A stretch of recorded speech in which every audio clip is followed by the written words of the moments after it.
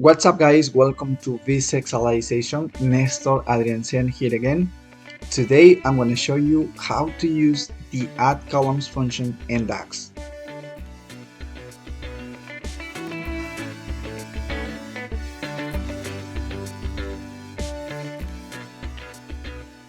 But before you get started, if this is the first time that you stop by this channel, please don't forget to subscribe and hit the bell icon to get notifications on my new Power BI videos. So now I have a question for you. Are you ready? Let's go. For the first point, we're going to learn about the add columns function.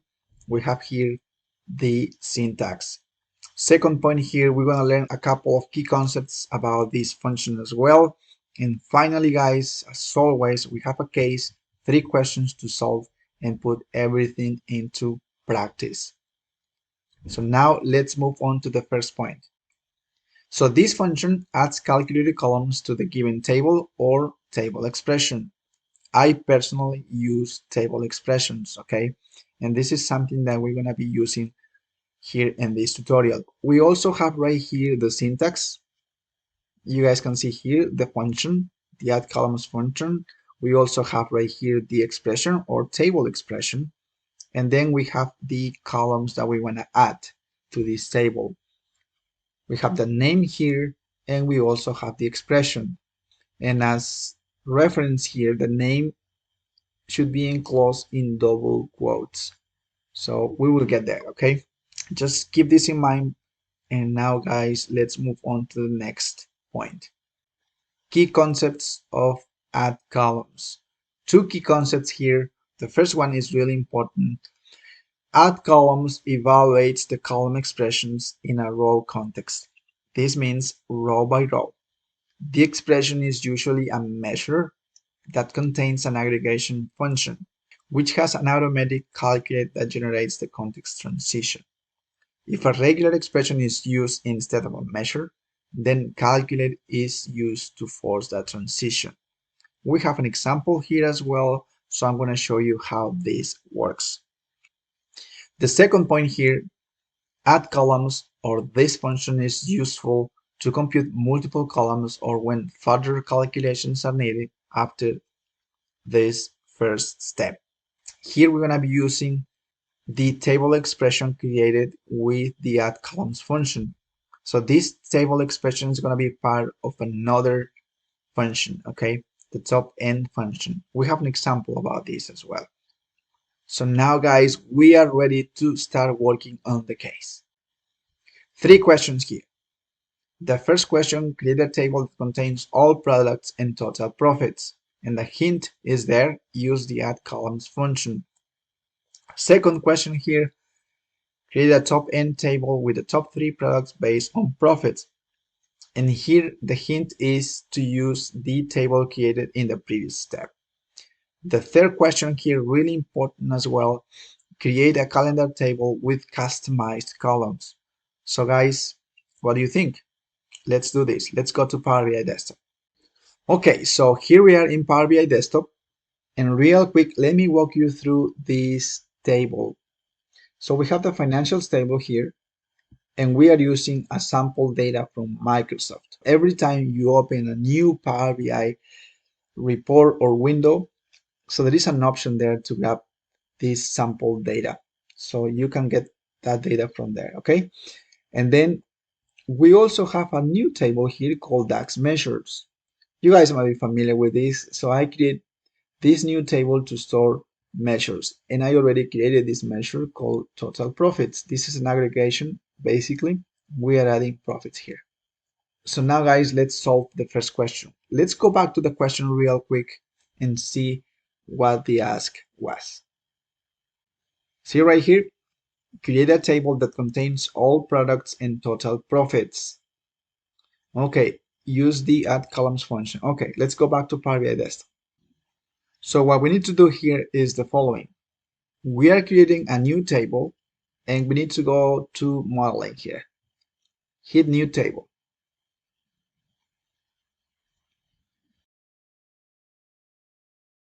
So we're going to call this table products 1, okay? So equal here, shift enter, and we're gonna use the add columns function. It's right there. So for the table, we're gonna use here an expression. If you guys are familiar with this function, the values function, it gives you the unique values for a specific column. So for this particular case, we're gonna use the products. Remember the question? Okay, so values is gonna give you the unique products for this particular table, the financials table. So now, comma here, if you remember the syntax, we need to give a name to the new column that we are adding to this new table, right? So the name of the column, this is going to be total profits. Remember, this should be in quotation marks. Total profits here, comma, and then we need to add profits here. So we can use sum, or we can use the measure that we already created, total profits. Let's use sum just for the example, okay? Sum here, and then we need to add profits. Remember that? Close parentheses, and then that's the only column that we want to add to this table expression. So let's hit shift enter, close parentheses, and there you go. Hit enter again, and let's see what happens. Perfect. So let me show you something real quick. So remember guys, we already created this new table called products 1. So let's create a table here, right there, and then let's grab these fields, product, and also total profits. It's right there. So what's going on here? Something is not working properly, right? If you guys remember, so we can make this a little bit bigger if we want.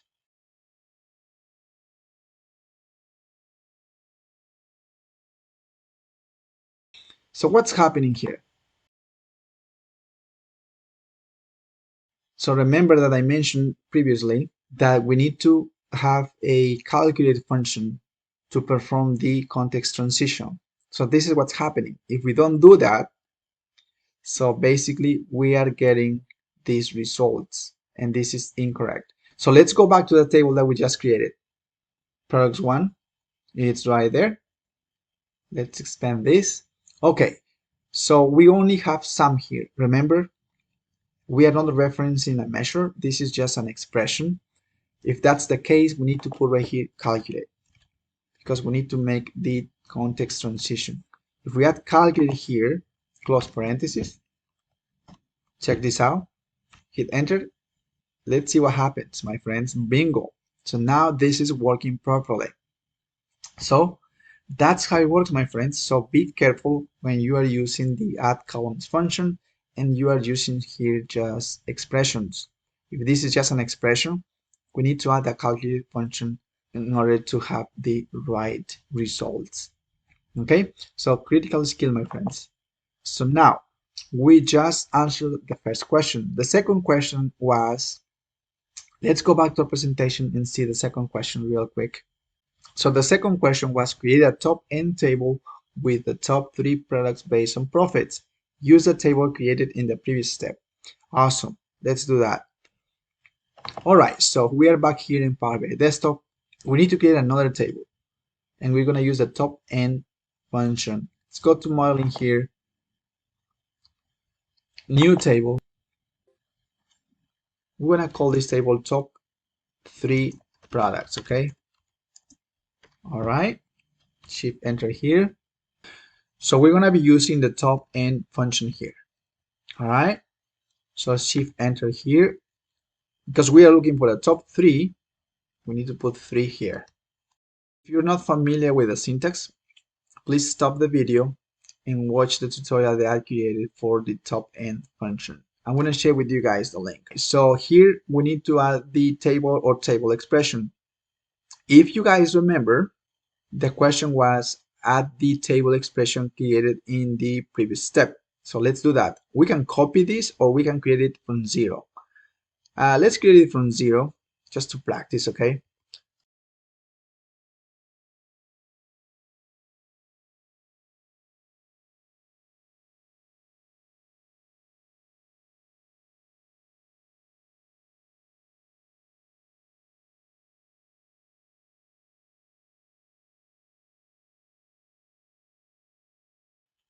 So what is highlighted here, this is just the table expression for the top end function, right? So now comma here, shift enter again. So here we need to add the order by expression. So here we can use the expression that we already created, the total expression, which is the measure that we created initially, okay? And then shift enter, let's select descending here, okay? Shift enter, and now guys, close parentheses for the top end function. Boom, there you go. Let's hit enter and see what happens. It seems like it's working.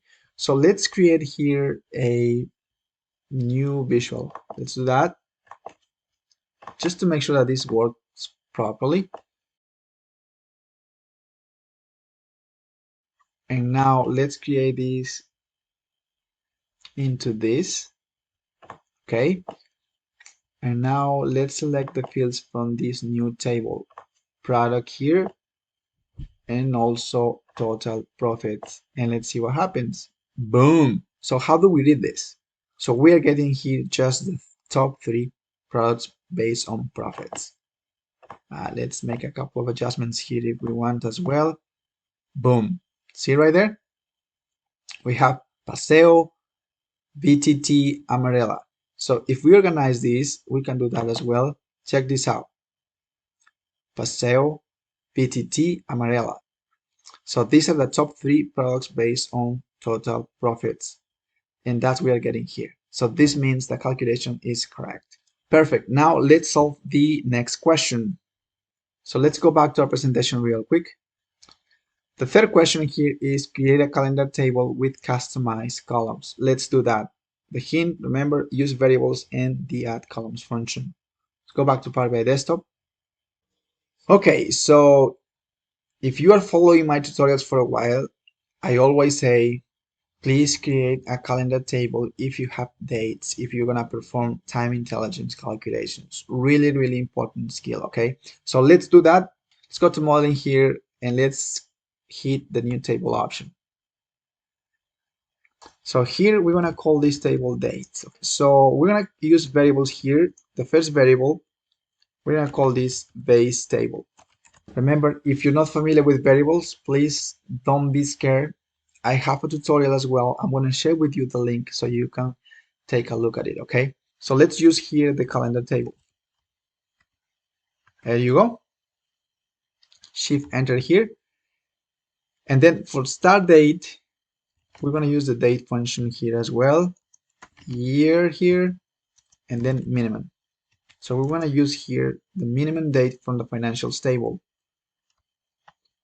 It's right here. Perfect. Close parentheses here for minimum, for year, and then for month, highly recommended, start this with January. And then first, January 1st. Close parentheses here, comma. And let's copy this real quick because the end date option, it's going to be something very similar here. Shift enter, Control V. And the only difference here is max. And then this should be December 31st. Shift enter, close parentheses. There you go.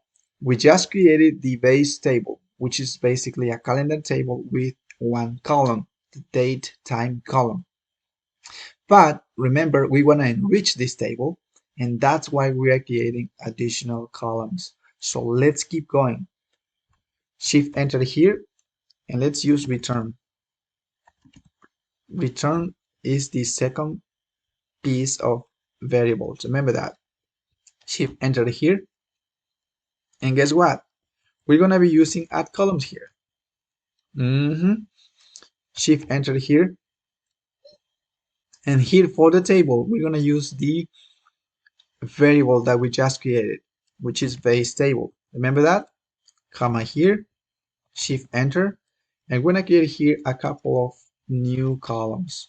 Remember, this should be quotation mark, year here, comma, and we're going to use the format function here. And then here we need to reference the date column from the calendar table, which is dates, comma here, quotation mark as well for year, close parentheses, boom. There you go. Shift enter. And then the next column here is going to be year quarter. Okay. Remember that we are customizing the calendar table. Comma here, format, again, same thing here. Let's use the date column from the calendar table. And then here, quotation mark. We're going to use this feature as well. And then order, hyphen here, and then year. Okay. There you go. Close parentheses, comma here. So now let's add a new column here and let's call this month. Okay.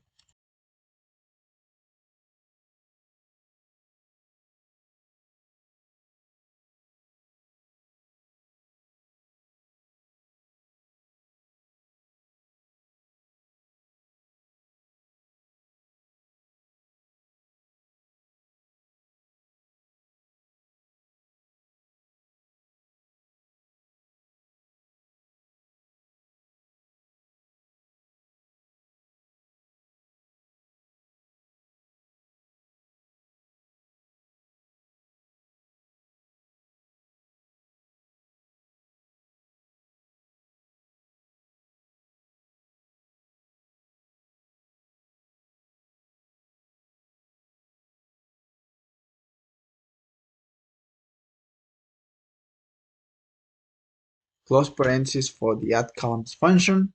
And guess what? We just finished creating these new columns for the calendar table. Okay, so what do you think? Let's hit enter and let's see what happens. Okay, so let's double check our work real quick. So let's go to data here. And this is the table that we just created, which is the dates or calendar table. Here it is. That's what we have, guys. This is a customized calendar table. A beautiful customized calendar table, my friends. So let's create a visual real quick. I'm going to show you something here, and this is a bonus, my friends. Okay, so let's create right here this visual.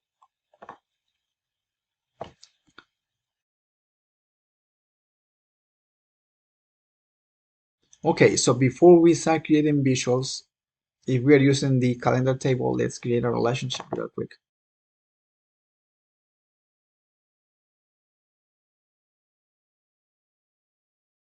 And we're going to connect date from the calendar table with date from the financials table.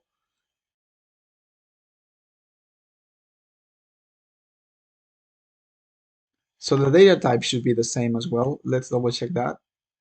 But it seems like it should be working fine. Okay.